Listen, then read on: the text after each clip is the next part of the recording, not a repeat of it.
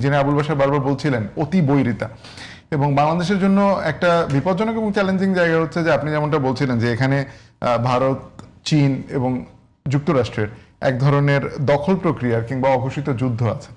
তো সেই যুদ্ধে আসলে বাংলাদেশের ব্যালেন্স তৈরি করা এটা অনেক কঠিন, বিশেষ করে চীনের সঙ্গে তার সম্পর্ক বাড়াতে গেলে সেটি আসলে আমেরিকা কতটুকু ভালোভাবে নিচ্ছে, ভারত কতটুকু ভালোভাবে নিচ্ছে, সব মিলে আপনার কি মনে হয় যে এই ফরেন পলিসিতে আমরা এর আগেও দেখেছি যে সাবেক এক প্রধানমন্ত্রীকে তাকে চীন সফরের মাঝখান থেকে ফেরত আসতে হয়েছিল।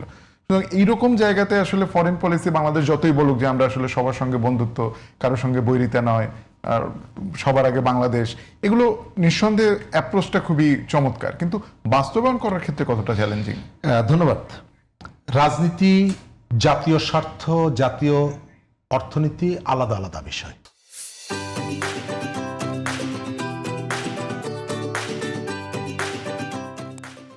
আপনি গত 15-20 বছর বাংলাদেশে ধর্মীয় রাজনৈতিক দলগুলো তাদের পলিটিক্যাল অ্যাক্টিভিটি যদি আপনি একটু গবেষণা করেন বা তথ্য সংগ্রহ করেন, তারা যে সমস্ত পয়েন্টগুলোকে হাইলাইট করেছে তার একটা বড় জায়গা ছিল পৃথিবীর বিভিন্ন জায়গায় মুসলমানদেরকে নিষ্ঠুরভাবে হত্যা করা হচ্ছে।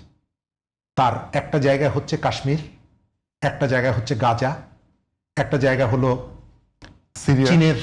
চীনের উইঘরে কারা মুসলমানদেরকে হত্যা করে? চীন সরকার। গত 5 আগস্টের পরে সেই নেতাদেরকে দেখবেন প্রায় সবাই চীনে গেছে এবং চীনের ওই সরকারের সাথে বৈঠক করেছে, তাদের সাথে আনুষ্ঠানিকতা করেছে, তাদের আতিথ্য গ্রহণ করেছে, কিন্তু একটা রাজনৈতিক দলও এই বিষয়ে কথাও বলেনি। আর দেশে ফিরে আসার পরে বাংলাদেশের সাংবাদিকরাও কখনো তাদের কাছে জিজ্ঞেস করেনি যে ওই ঘরের মুসলমানরা কেমন আছে, আপনারা সরকারের কাছে জানতে চেয়েছিলেন কিনা। দ্বিতীয় জায়গাটা হচ্ছে রাজনীতি এবং কূটনীতি।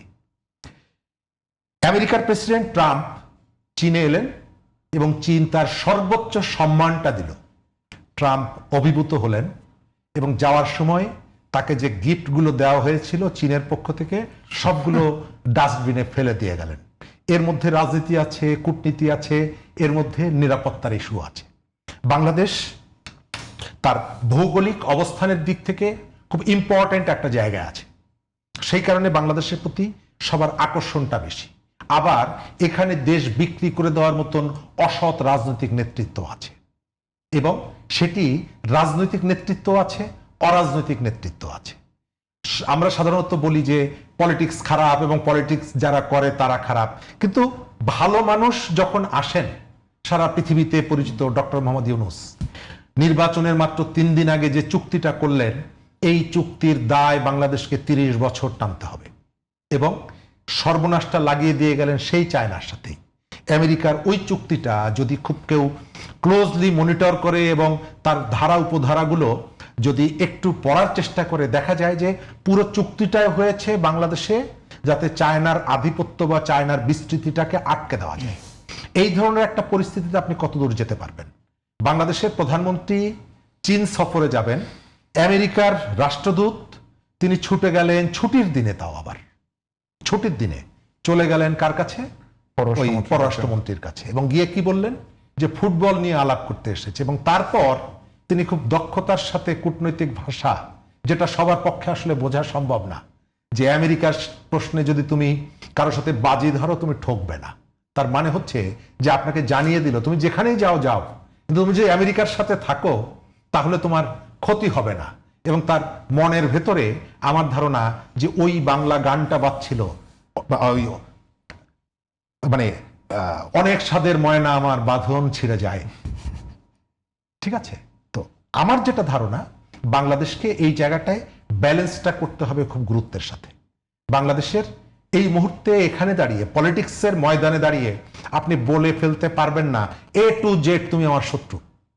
এখানে আপনার শত্রুর সাথেও এক ধরনের বন্ধুত্বপূর্ণ সম্পর্ক আপনার রাখতে হবে, লাভও আছে লসও আছে। এবং আপনি খেয়াল করে দেখছেন যে এখানে আগ্রহটা বাড়ছে। তুরস্ক, সে আবার নতুন একটা সেক্টর হিসাবে বাংলাদেশের দিকে এগিয়ে আসতে চাইছে।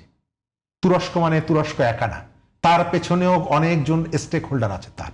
সুতরাং বাংলাদেশ খুব মানে কৌশলগত দিক থেকে যেমন ইম্পর্টেন্ট একটি জায়গা আছে, এবং বাংলাদেশের এই রাজনীতি, এই কূটনীতিকে খুব কৌশলের সাথে যদি আপনি এই ডিলটা করতে না যান, তাহলে যে কোনো সময় আপনি একটা বড় রকমের বিপর্যয়ের মুখে পড়তে পারেন।